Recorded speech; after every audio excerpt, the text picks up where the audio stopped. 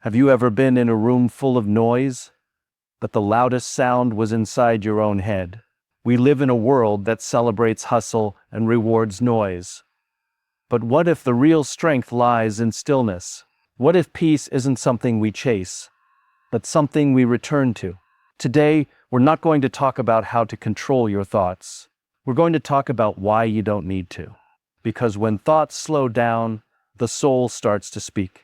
When most people hear the word stillness, they imagine a void and empty space where nothing is happening. But stillness is not the absence of activity. It's the presence of attention. It's not a hollow space, it's a conscious one. We often equate silence with nothingness, but true stillness isn't passive. It's alive, alert, and deeply aware. In our fast-paced world, we're conditioned to associate movement with meaning. If we're not constantly doing something, we feel like we're falling behind. But what if the most profound transformations don't come through movement, but through pause? In stillness, we notice what we've been missing not because it wasn't there, but because we were moving too fast to see it. Stillness doesn't mean that your mind becomes blank or that thoughts vanish. That's a common misconception. Thoughts will still come and go. The difference is you're no longer chasing them. You're no longer tangled in their stories. Instead, you become the one observing from a distance, gently, without judgment. There's a space between stimulus and response. Most of us never see it, we react before we realize. But in stillness, that space widens, it becomes visible, and within that space lies clarity, choice, and freedom. You begin to realize that you don't have to act on every thought, every emotion, every impulse. You can sit with them, watch them pass like clouds in the sky. This is where awareness begins. You become aware not only of your thoughts, but also of the nature of your thoughts. You start to see patterns where your mind goes when it's stressed, what it clings to when it's afraid, and how often it returns to the past or escapes to the future. And in that seeing, there's healing. Stillness allows us to reconnect with what is real. Not imagined fears, not constructed worries, not projected outcomes, but what is here now in front of us. The breath, the body, the subtle energy of being alive. These are not abstract ideas, they are anchors, and awareness is what ties us to them. When we learn to rest in awareness, we stop reacting from our wounds and start responding from our wisdom. We become less interested in controlling the world and more committed to understanding ourselves. We begin to listen not just to others, but to the quiet voice within that we've ignored for too long. This awareness is powerful because it brings choice back into our lives. Not every thought gets to become truth. Not every fear deserves to be followed. We start filtering what we absorb and what we let go.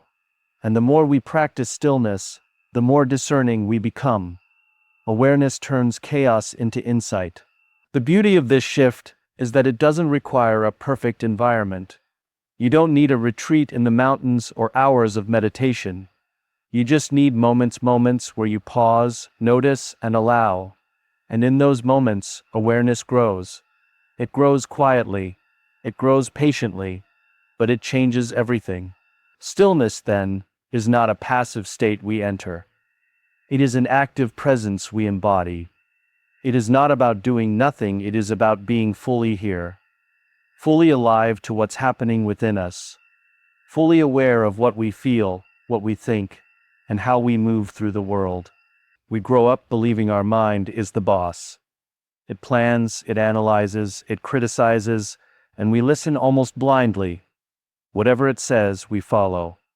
But the mind was never meant to lead, it was meant to reflect. Like a mirror, its job is to show us what's happening, not dictate how we respond to it. A mirror doesn't create images, it only reflects what is in front of it. Similarly, the mind reflects our experiences, our emotions, our memories. But over time, we begin to mistake the reflection for reality. We start believing that every thought is truth, that every worry is a warning, that every fear is fact. That's where the distortion begins. The mind, left unchecked, becomes noisy. It starts projecting instead of reflecting. It amplifies fears, builds assumptions, attaches labels, and forms stories. These stories may be rooted in past experiences or imagined futures, but rarely are they rooted in the present moment. And yet, we let them guide our decisions, shape our moods, and even define our identity. When we allow the mind to be the master, we live in reaction. One negative thought can spiral into a bad day. One self-judgment can erode our confidence. One anxious prediction can paralyze action. And in that state, we forget something important: we are not the thought. We are the one witnessing it. It takes practice to separate the mirror from the master. To realize that the voice in our head is not always accurate, not always kind, not always helpful. Sometimes it's just echoing an old fear or repeating a belief we picked up years ago that no longer serves us. The moment we see this, we create space between us and the thought. And in that space, freedom begins. When the mind is a mirror, it becomes a tool for awareness. We can look into it and ask, what am I feeling right now? Why does this thought keep coming up? Is this belief mine, or something I absorbed from someone else? Instead of reacting blindly, we begin to respond consciously. This shift doesn't mean we stop thinking. It means we start relating to our thoughts differently. We let them pass without grabbing onto them. We listen, but we don't obey. We observe, but we don't over-identify. And the mind, like a polished mirror, begins to reflect more clearly because we are no longer fogging it up with fear and attachment. When the mind is the master, we are constantly trying to control everything: our emotions, our future, the opinions of others. But when the mind becomes the mirror, we stop controlling and start understanding. We begin to see ourselves not as the storm, but as the sky that holds it. This understanding creates peace, not because life gets easier, but because we stop being dragged by every mental wave. We start choosing what to engage with. We begin to lead with awareness instead of being led by reaction. We become grounded, steady, and still even when the surface is chaotic. And the beauty of the mirror mind is that it doesn't need to be perfect. It just needs to be clear. Clear enough to show you what's real, honest enough to reveal what you've avoided, and gentle enough to remind you, you were never meant to be ruled by your mind. You were meant to understand it. We live surrounded by noise. The kind that blares through headlines, scrolls across screens, and seeps into our relationships. It's the noise of urgency, of comparison, of opinions layered on top of opinions. It tells us what we should want, how we should look, who we should be. And yet, the real question is, does it have to get in? Noise by itself is just sound. It's meaningless until we give it meaning. The chaos outside only becomes a storm inside when we open the door and invite it in. And often, we do without even realizing it. We carry noise in our pockets, wear it on our timelines, and replay it in our heads until it drowns out our own voice. But there's a difference between hearing noise and absorbing it, between noticing the outside world and letting it shape your inner world. Peace is the filter. It's the boundary that determines what enters and what stays out. And peace doesn't mean the absence of noise. It means the noise has lost its power over you. When peace resides within, the volume outside can rise, but it won't shake you. Criticism may come, but it won't collapse you. Uncertainty may hover, but it won't consume you.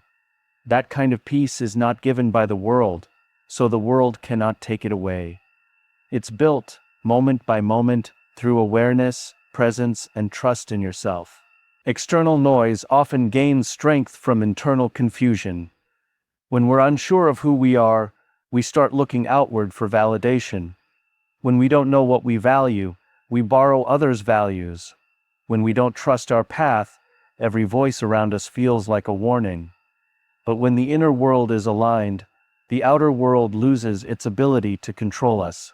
This is why inner peace is not a luxury, it's a necessity. Without it, Every disagreement becomes a personal attack. Every delay feels like a failure. Every silence feels like rejection. But with peace inside, we can pause, breathe, and respond not from fear, but from clarity. We stop being pulled by every current and start standing in our own center. The most powerful people aren't the loudest. They're the ones who carry calm in chaos, who can hold their ground when everything around them is shaking. That calm doesn't come from pretending the noise doesn't exist. It comes from knowing they don't have to react to it. That silence inside is stronger than any sound outside.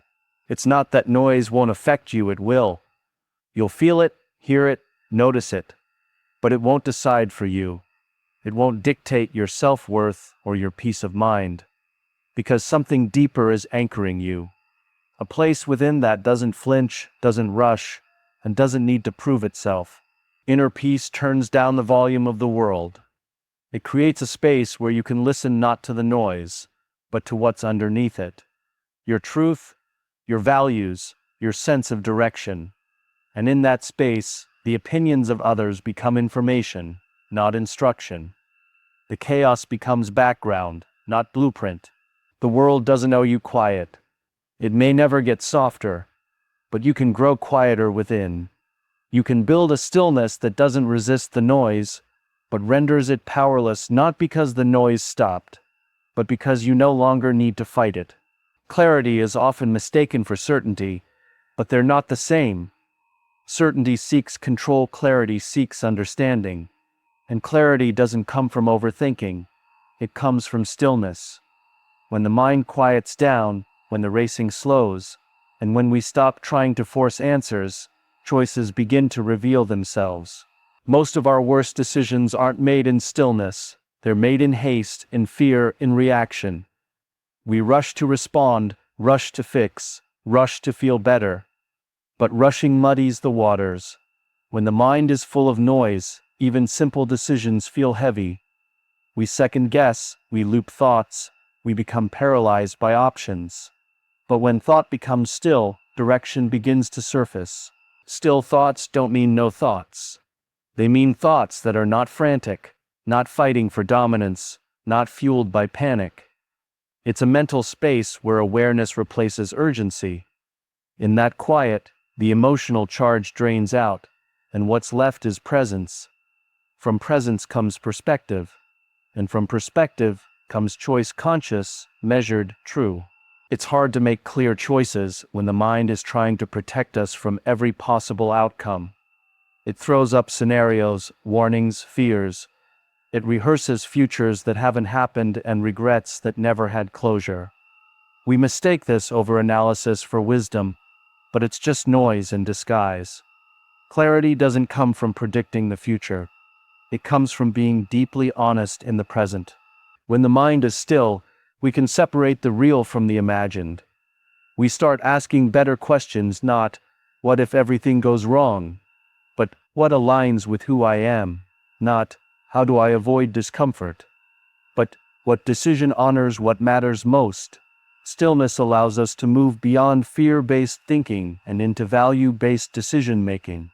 And the truth is, most of the answers we seek are not hidden. They're buried under layers of worry, self-doubt, social conditioning, and internal pressure. When we allow the mind to settle, those layers begin to fall away. What remains isn't a magical answer from outside, it's the clarity that's been waiting inside us all along. Stillness gives us the courage to choose less, but choose better. When we're scattered, we try to do it all. Say yes to everyone. Keep every door open. But in stillness, we realize that clarity isn't about having more options, it's about knowing which option matters. It's not about doing more, it's about choosing what's aligned. This kind of clarity doesn't shout. It doesn't demand immediate action. It's subtle. It's felt. It emerges in the quiet moments, when the noise has settled and the pressure fades. It comes like a whisper, a knowing. It doesn't convince you, it resonates with you. And that's how you know it's real. Still thoughts don't erase uncertainty, but they do make room for courage. Clarity isn't the absence of risk, It's the presence of alignment. When your choices come from that place, you may still feel fear, but you won't feel lost. You may not know the outcome, but you'll know your direction, and that makes all the difference. We often think we need to think more in order to decide better. But in reality, we usually need to think less, not less deeply, but less frequently, less reactively. It's not about silencing the mind completely. It's about letting it settle long enough for clarity to rise. Because in the stillness, the path becomes visible, not because it suddenly appeared, but because we finally stopped blocking the view. We are taught from a young age to chase. Chase success, chase love, chase happiness. We equate movement with achievement and effort with worth. But the deeper truth is that not everything valuable is found through pursuit. Some things come when we stop running toward them and start becoming someone they naturally move toward. A serene soul doesn't chase because it doesn't need to. It's not that it lacks ambition or desire, it's that it has found a deeper alignment. It knows that peace within creates attraction without. That what we're truly seeking, whether it's connection, purpose, or joy, doesn't come from force. It comes from flow. Chasing often comes from lack. We chase when we believe we don't have enough. We pursue to fill a void, to quiet insecurity, to prove our value. And in that state, even when we do get what we're after, it never feels complete. The moment fades, the need returns, and the cycle continues. But serenity breaks the cycle. It doesn't fill the void, it dissolves it. When your soul is calm, you stop needing things to complete you. You stop bargaining your peace for temporary highs. You stop overextending yourself just to be seen. A serene soul is not indifferent. It's deeply intentional. It doesn't chase because it knows that what is meant for it will feel peaceful, not pressured. There's a quiet magnetism in people who are grounded. They don't have to announce their worth or compete for attention. Their energy speaks before they do. They draw others in, not by performance, but by presence. Not because they're trying to be someone, but because they're at ease with who they are. That ease is rare. That ease is powerful. Attraction isn't always about what you do, it's about who you are while doing it. Are you desperate, or are you whole? Are you forcing, or are you aligned? The energy behind your actions creates your reality. When you move from rest instead of restlessness, the results may come slower, but they come stronger. They're real. They last. This doesn't mean you don't take action. It means the action isn't frantic. It means the steps are led by clarity, not scarcity. A serene soul is fully capable of moving, but it moves in rhythm, not in panic. It knows when to reach out and when to release. It knows that sometimes waiting is more powerful than chasing. Serenity comes from trust. Trust that you don't have to manipulate outcomes. Trust that you don't have to prove yourself constantly. Trust that the right things, people, moments, opportunities will arrive when you are ready to receive them, not just when you are busy chasing them. It's not about inaction. It's about inner alignment. When you are calm within, you start noticing what truly aligns and what merely distracts. You become less interested in temporary validation and more drawn to lasting resonance. What you attract begins to mirror your peace, and what doesn't align with that peace starts to fall away, not through force, but through natural shedding. The chase loses its thrill when the soul is at peace. You stop running toward things that don't return your energy. You stop needing to be everywhere, everything to everyone. You begin to realize that serenity doesn't make life smaller, it makes life deeper. It doesn't reduce what comes to you, it refines it. In a world that constantly tells us to think more, move faster, and do louder, we often forget the quiet power of stillness. But it is in stillness that we find clarity. In clarity, we find alignment. And in alignment, we rediscover our strength, not through force, but through awareness. Your mind was never meant to be your master. It was meant to be your mirror. A tool for reflection, not a ruler of your life. And when you begin to treat it as such, the noise around you loses its grip. You stop reacting to everything outside, and you begin responding from the peace you've built within, because that's the truth. When peace resides within, the world may still be loud, but you don't have to carry the noise. When your thoughts are still, your choices become clear, not perfect, but grounded. Not free of risk, but free of chaos. And in that space of calm, something beautiful happens. You no longer chase what isn't meant for you. You stop proving. You stop pretending. You begin attracting not because you've changed who you are, but because you've returned to it. This is not passivity, it's power.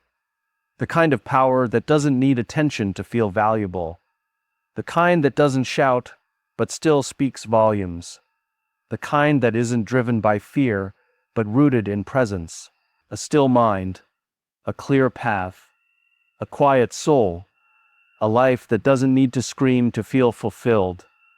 That's the peace we're all really searching for, and it was never out there. It was always waiting inside.